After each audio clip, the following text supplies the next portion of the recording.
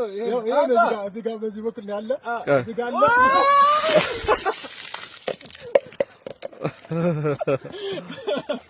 ኧረ ዶክተር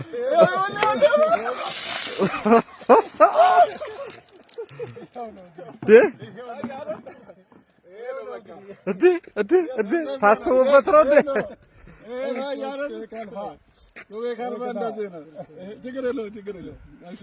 እንዴ ዛሬ በዛሬ وآخر دعواهم أن الحمد لله رب العالمين الحمد لله الذي بنعمته تتم الصالحات وبشكره تدوم النعم اللهم لك الحمد كما ينبغي لجلال وجهك وعظيم سلطانك اللهم صل وسلم على سيدنا محمد السلام عليكم ورحمة الله وبركاته هندي كيسانو أكم جرتنكم فيا إسن قالتين فتشودو في سوشال ميديا الرت بلاتفورمي لي غرغر الرت هندي كيسانو وانا ملي نبتيور وان سمونا ما قلبينا ما قبسو أمس حواسا فتولو دبرسا ترتوان تأيب والفات قالتوما بارك الله فيكم ربي سن الراجع لته هندي كيسانو أبلو سنجرين كوان ركوبة سنتي تأي كجرا كيسن كيسا كمتا كيسن كيسا كبوير راجع جنماتي إجانر كيسن لكن ستاني وفي الركبتني قاف مو واني تكو سي هبيلينا مكول أرقمي لالا سن حفوري ركوبي سنين تنان إسين الرا لافتي إسين الرا بو هندي كيسانو ربي سبحانه وتعالى سبك نس بيتنس حواسك نس وان تلتو تأين أكا قبسو حوا والفات أسن جتشو برباد هالا قبابا الآن برنوني برباتسان بيتكا ودتشو كان دنديتو حواسني توكو قبرما جلابيو كان دندو يو برنوتا قباتي قفا زمن أما كيس جرو كان كيست برنوني مرتيسا وردورا أدفانس تأيتي فيدمي وردورا برنوتا أرغتي هنگا فده هنگو مدندن هندا يو ديبا أولي هنگا بكا سنگين نوتي ديبا ما دي ممكن نقول مالي في جلقا بأرغتي وانتايف أراتي فيدمي وانتايف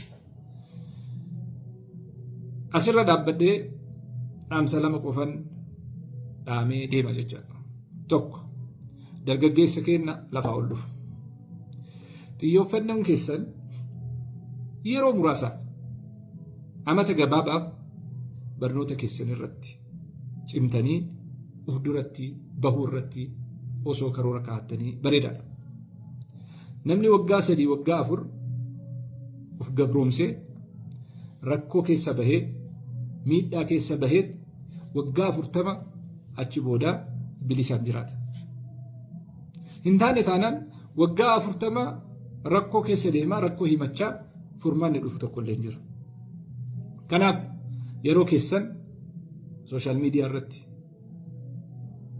هنگا سلا فيدمو قبون على وري فيدمتن وفي الرادابون دركم لما فا قوسا برنوتا برتني فلتا وانو فدورا تاو بربادن سنيف قوسا برنوتا هرا هايسكولي كيسا في يونيفرسيتي كيسا تكيرنا مرتي تييب فتشا ديمون دركم سدفا برتوتا فينجا نمني هندو رول موديل بربادا أكا منتي كيناتي نبي ربي عليه الصلاة والسلام لقد كان لكم في رسول الله أسوة حسنة لمن كان يرجو الله واليوم الآخر جل ربي سبحانه وتعالى نبي كينا وردفنا سنبود أخلاق علماء كينا لال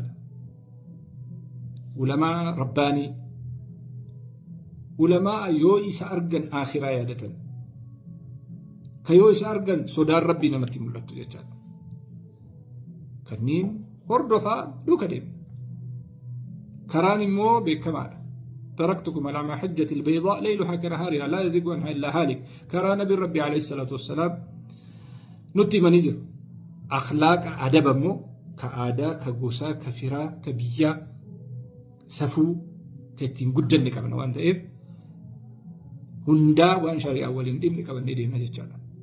Waan shari'aa kennaa walitti hin buune qabannee deemna. Haa ta'u malee haala amma jiru qabatama amma jiru irratti akka sabaatti akka biyyaatti injifannee bahuu barbaanna taanaan karaa amma irra deemnu kanarraa karaa biraatti siquun barbaachisaadha. Karaan biraa jalqaba mul'ata qabaachuudha. Vision mul'ata. Waan gaarii arguu qabda. Manaaba gaarii arguu qabda. Manaabni waanumaati guyyaa dalagde halkan si fida. Irra caalaa shayitaanni. Guyyaa wanni ati manaabdu sun karaa sirrii ta'uu laaluun dirqama. Akka halkan abjuu san argitu. Kanaaf mul'ata qabaachuu qaba. Kaayyoo qabaachuu qabna. Karoora baafachuu qabna. Galma deemnuuf kallattiidhaan kaachuu qabna. Galma saniif immoo tooftaalee garagaraa, tarsiimoolee garagaraa, ulaagaalee silaa waan saniif barbaachisu, humna waan saniif barbaachisu, hidhannoo guutuu qabaachuun dirqama. Gaafa san injifachuu dandeenya.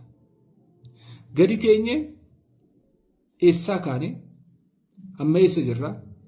Eessa dhaqqabuuf deemaa jirra kan jedhu hojjattee waraqaa irratti barreeffattee ganamaa galgala akka nama ciree laaqanaa irbaata nyaatutti yoon dubbifanne taate waanuma xixiqqoo ajandaa xixiqqootu kararraa si guutee gara biraa deemuun mala. Idan eega kana ta'e har'arraa karoora keenya baafachuu. Baatii Ramadaanaa amma seenu kanarraa amata dhufu ani akkana godhaa bakka kana gayaa asirraa ka'ee achi gaa jettee karoora kee kaahachuu. Sanirratti immoo hojjechuu sababaan barbaachisaa waan ta'eef. Kanaaf shabaaba kennaan kallattiin qabattanii deemtan kallattii sirrii ta'uu irra deebi'aa sakatta'aa laala. Shallagaa haga argattan ofii qabxii ofii kennaa. Sadarkaa barnoota keessanii sadarkaa qormaata hogguu fudhattanii tokkoffaa, lammaffaa, sadaffaa baatee moo diidammaffaa bahee soddommaffaa bahee kan jedhus achi keessatti ilaalaa. Kana booda maal ta'a kan jedhus hisaaba godhaa deemuun barbaachisaa waan ta'eef hundi kenna gahee kenna bahuun dirqama. Gahee baanu kana irratti barnoonni baratamu kun kan hawaasa tajaajilu, kan uummata fayyadu, kan saba kana mataa isaa ol qabachiisu akka ta'u isinii hawwaa hundi kennaa wanni barannuuf mataa keenya fayyaduuf, maatii keenya ittiin gargaaruuf, hawaasa keenya immoo ittiin tajaajiluuf, biyya keenya ittiin kunuunfachuuf, ittiin eeggachuuf baratama waan ta'eef karaa hundaanuu hawaasa cimaa, diinagdeen cime, hawaasummaan cime, beekumsaan cime, hubannoo qabu, hawaasa qaroomaa akka baafannu hundi keenya waan qabnu bakka jirruun mana barumsaatti qajeeluun dirqama. Barachuun qaroomuudha malee akka jedhamu san waan hin ta'in barachuun qaroomuudha. Barnoonni immoo hubannoodha. Hubannoon immoo hojiitti nama geessa. Hundi keessanuu ulfaadha.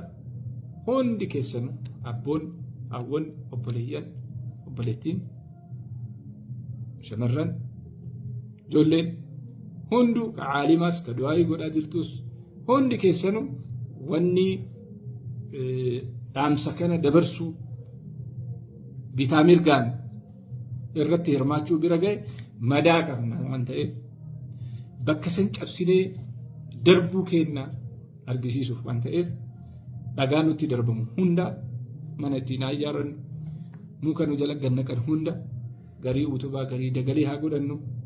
Manni keenya yeroo hundaa rakkoolee dhufan hunda isaanii akka carraatti itti fayyadamee hawaasa kana kan tajaajilu akka ta'uuf hundi keenya haa carraaqnu. Waan hamilee natti hortaniif hundi keessanuu ulfaadhaa. Gaafa biraa yoo karaarra wal argine dhaabi jettanii walii dhaabne saayishaggar waraa jaalle waliin jennee wal ceesisna. Baarakallahu fiikum.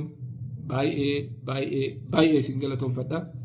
Bakka akkaataa fi haala ani yaadiniin hamilee guddaa kana boodas bakka barsiisuu fi bakka baradhuttis wanni hedduun waan naafuuf waan hedduu san booda ammoo deebinee walitti deebina waan ta'eef inshaallah goolabbii milkiitiin sadarkaa biraatiin برنوتا براتين وان عداتين إن شاء الله يروق وهو دم وديتي ديبنا.